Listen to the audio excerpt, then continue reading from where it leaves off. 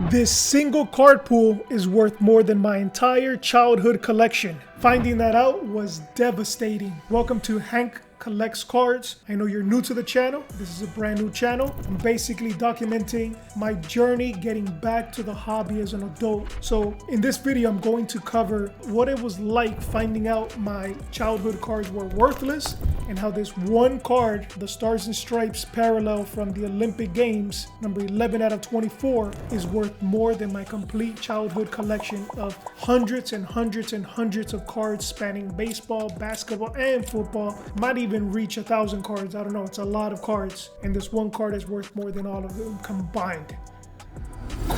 Can't believe that. So like the majority of the people in the hobby, it started off when I was a kid. Unlike today's kids that can jump online, get on eBay, get on whatnot, get their parents' credit card and just have a card sent directly to them, we had to physically go to the card shop, right? So me and my friends, we would all jump on our bikes. We would ride to our local comic book and card shop. We would be looking through all the comic books, buying packs, ripping packs, trading with each other, trading with other kids that would go. And that was the start of my collecting journey. And even back then, my grandmother had enough foresight that she would tell me over and over, make sure you take care of these cards, make sure you store them safely, because in the future, they're going to be worth a lot of money. Sounded like a great deal for me as a kid. You're telling me I get to enjoy this hobby, this pastime with my friends. I get to go buy these cards, enjoy them, trading with my friends, and partake in it. And then later on in life, these cards are going to be worth a ton of money and I'm going to be able to retire off them. Count me in. Sounds like a plan. So even since back then, I would store all my cards, I would have them in protective binders. I stored them safely, the ones that I didn't trade off. And I did that for years and years as a teen growing up, thinking that one day I was going to be able to cash out. One day these cards were going to be worth a lot of money. Now, later on, as I started looking to these cards, as I started pricing them out, I ended up finding out, unfortunately, I grew up during the junk wax era. So for those that don't know what the junk wax era is, it's basically a rough time between 1986 and 1993 where the manufacturers of sport trading cards did an overproduction and a market saturation of trading cards and sports cards. They printed, who knows, but it must have been in the millions and millions and millions, if not billions, of cards during that time frame. So here we are, all these kids thinking that, oh, one day all these cards are going to be worth a ton of money. I'm going to retire off of these cards. And then lo and behold, I looked them up, and I'm going to show now on the screen, I literally have hundreds and hundreds of cards spanning baseball, basketball, football, and these are like known players. We're talking about the household name of players. And even now, some of the cards in my binder, I spent hours recently going through, if not, I think over several days, actually, not even hours, over several days. I was trying to price out every single card to see if I at least had one card in there that was worth a couple $1,000s. I was sure there had to be, amongst hundreds and hundreds and hundreds of cards that I had, there had to be a card that was worth $5,000, $10,000, $15,000. I mean, how is it possible that amongst all these cards, not even one is going to be worth $1,000? And no, not even one card was worth $1,000. The highest I got was like $20, $25. I mean, I had like 25, 30 Jordan cards, American Dream Team, Scottie Pippen, Charles Barkley, Shaquille O'Neal. I mean, everybody, the who's who, all the people you know, and nothing was worth with this one card that I recently pulled, the Stars and Stripes. Let me see if we can get it here. Can we see it? Right there. If not, I'll just put a screenshot of it up on the screen. But that one card is worth $5,000, completely smashing everything I did as a kid that I kept over all these years, just because I happened to grow up during the junk wax era and these guys printed us to death. So how did I return to the hobby? It was a kind of layered reason why it happened. So recently we had a death in the family. It was actually my grandmother, the same one that would tell me to take care of these cards. So we were all gathered together, the family was all together. My sister came down from Orlando and we had everybody in the house after the wake. Maybe we were just talking, we were just there, mourning my grandmother, and somehow it was mentioned that we had a bunch of our things from our childhood up in the attic, that it had been stored there, since we all had moved out, since we were kids. And for whatever reason, I guess to change the energy in the room, or just kind of, literally just change the energy, I decided, okay, I'll go up to the attic and I'll bring some of the stuff down and we'll look through it and we'll kind of see what's up there, because nobody ever wants to go up there. The attic is super stuffy, it's hot, it's not like some of the attics that they build now that you can kind of walk through them. You gotta watch through the floorboard and you're gonna fall through. It's crazy. So I decided to go up there and started bringing a bunch of bags down, and in those bags were a bunch of things from me and my siblings, my two sisters, from our childhood. We had a bunch of action figures and dolls and memorabilia and all this stuff from our childhood in the 80s and early 90s. So, thumbing through that, I started having this nostalgia kick of everything that we grew up with. The cartoons, the movies we used to watch, the action figures I played with, all of that nostalgia, memorabilia, collectible stuff. And then it kind of gave me the itch to go check out some of my cards, because I knew that they were also stored in my mom's house. So I went and started pulling out all these old binders and cases, because I kept on waiting. I was like, okay, I'm going to keep waiting. I don't need it now. That's my retirement. That's going to be my retirement safety net, right? I have all these cards, hundreds and hundreds of cards. I know that even later on, 10 years from now, they're going to be worth even more money. So I took all these binders, said, okay, I'm going to make it a thing to start pricing some of these out and kind of see where they're at right now. See if there's any that maybe I'll start selling a couple just to kind of fund some other stuff. And then come to find out that no, they're not worth nothing. It's ridiculous. It's junk, just like the junk wax ever, like the label says, right? It's complete junk. They're dog shit, right? The majority of them. I mean, yes, most of them you can get $1 out of them, 50 cents out of them, $1.50 out of them. There's hundreds and hundreds of them. So technically there could be a couple $100 worth of cards if you box them up or sell them individually. That's a lot of work to sell, hundreds and hundreds and hundreds of cards individually for $1, $1.50, $2 or whatever. And during the same time, there's been a bunch of marketing and outreach and awareness by Topps, because they've gotten a bunch of licenses back. Now I know this. Back then, during a couple months ago, I didn't know this. I've been educating myself within the last couple months, last couple weeks. So with Topps getting back the license for different sports and what's going on with that, and then them doing their Fanatics Collect event in the summer, there was all this outreach, and there's a lot of creators now because of YouTube and content online and social media that it started kind of reaching me. I guess when I started searching for stuff and getting some of these applications to look up pricing, they found out this person, he might be interested in sports card, and then of course they start feeding you a bunch of this content and start looking at the videos, start getting educated, start going down this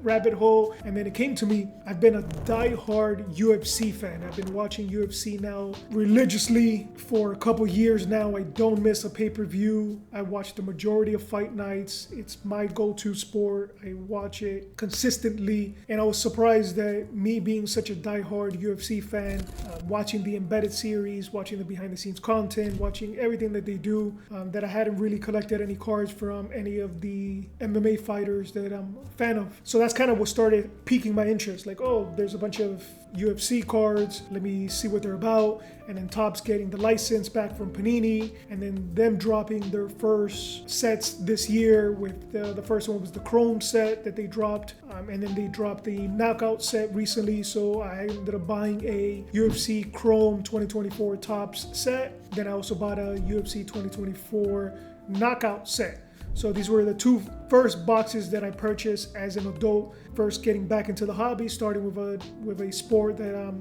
extremely into, that I'm a die-hard fan of. Bought the boxes and started ripping this whack and started seeing, okay, how is it now as an adult compared to how it was when I was a kid? And the industry has changed completely. It is night and day, the difference between how sports cards were when I was a kid to how it is now growing up, right? So I pulled up some statistics of the difference of how even the print companies approach cards back then to how they're approaching it now. The things I've noticed from the hobby now is that they've completely have gamified it and made it more lottery-esque compared to how it was as a kid. right? With the addition of numbered cards, the chase cards, the perceived value pack odds that they've added, multiple levels of rarity, 199 out of 99 out of 50, 25, 10, 5, 1 of ones. It's completely changed how it used to be, where you had an overrun of printing, and now it feels like we might be having an overrun of numbered cards, or maybe an overrun even of slabs. So when did numbering come into existence? So numbering, the first serial numbered card was in 1990 with the Pro Set Football Vince Lombardi Trophy hologram card. This was the first instance of a sports card being individually numbered. And then in 1991, Don Russ took the concept even further by combining insert cards and their Elite series. These cards were numbered to 10,000, which at the time seemed like an incredibly limited print run. So let's just take that for a second. Back then in 1991, a 10,000 numbered card was considered extremely limited. That just lets you know how crazy it was back then, of the amount of cards that they were printing, that every collector back then was saying, oh, there's only 10,000 of them. That's not too bad. You can have one of 10,000. That wouldn't even make sense right now. Even when you get a card at a 250, it seems like, oh, well, there's 250 of them out there, right? They don't have as high value as at a 50, out of 25, and below, right? So that's how crazy it was, to the fact that people were going crazy for a numbered card that was out of 10,000. Insane. And then it continued to increase in popularity. Throughout the 1990s, numbered cards became more common and popular. In 1997, Flair Showcase Baseball introduced one-of-one cards in 1997, taking the concept of scarcity to the extreme. Now it's like common nature. Everybody wants a one-of-one card, even now, though they're flipping it, because now they're making so many one-of-one cards that they found a way to take the scarcity and the value of one-of-one card, but then add a lot of variations of one-of-one cards. The print companies are always trying to find a way how can they extract more money from collectors. So the same year in 1997, Pinnacle Totally Certified Baseball numbered both the cards and the wax boxes. And in 1998, SP Authentic Football combined numbering with rookies and short printing to a great effect. And also in 1998, Don Russ Baseball included the first inserts with numbering to a different counts based on stats of various players. By the late 1990s and early 2000s, numbered cards had become a standard practice in the industry, with card companies beginning to introduce various levels of scarcity, with cards numbered to 99, 50, 25, 10, and then the one-of-ones that we know of. And today they're ubiquitous, right? They're in multiple parallels, variations, and every player in almost every set has some type of numbered card as well, right? There's still a lot to discover in this space. This is definitely not your grandpappy's hobby, how it used to be. Even learning some of the things that Topps has in store, or what they see is the potential market for this, I am in agreement with them. I think I'm very bullish on the space. I think if you look at what's happening in society, what's happening with technology, the advancements, what's happening with people in general, I think nostalgia is going to be a big component of that thing that people want to grab onto, that people are going to revert back to. Nostalgia, things from the childhood, things that connect to the sports world. Sports are so big, from rooting for your favorite team, from your favorite athlete, and now being able to have a moment or have something that captures a win or an achievement. I think there's a lot connected to that. We know how big the sports world is. I always think that there's been a disconnect between sports card and sports world compared to how big the sports world is compared to how many people collect cards. And I'm seeing this very greatly in UFC cards, which is my main thing that I'm really into. The fact that the sport is so big in itself, but the card collecting community of UFC collectors is small in comparison. So I think there's a lot that the companies can do to kind of bridge that information or bridge that gap. And I think it takes somebody like Ruben or Topps that is not thinking just as the old school printers were, as okay, we print out these cards, but how do you bring more people into it? How do you get the person who watches every single Sunday for them to want to collect a card? I think that's definitely missing. There's a bunch of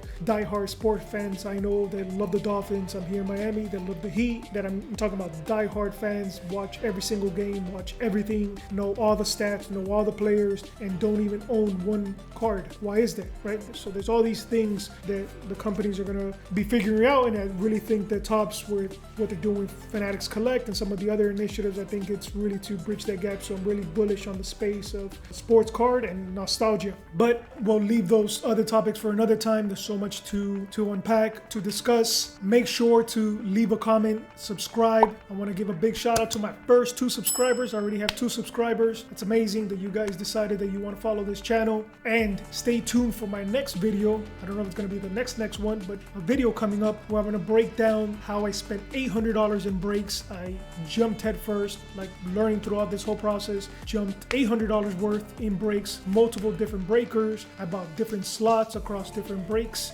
different athletes, and I'm gonna figure out how I did. Is getting into breaks worthwhile, or would it have been better off to spend the $800 and possibly get, how much could I have gotten? 3 boxes, maybe 3 hobby boxes for those $800. You get to keep all those cards compared to the break where you can hit nothing. You're gonna want to stay tuned for that. I will say that luckily, I don't want to give too much, but stay tuned for that video. It's gonna be great. So make sure to like and subscribe, and appreciate you the 2 subscribers that signed on. You guys are real. You guys are the real deal. Appreciate that.